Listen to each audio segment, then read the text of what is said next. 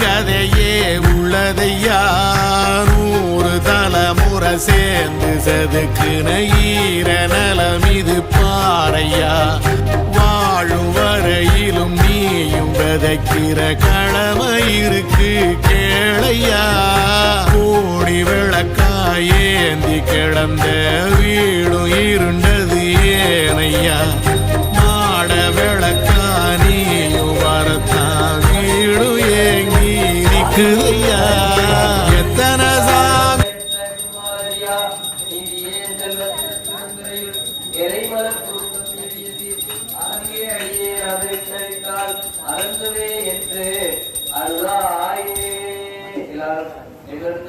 என்று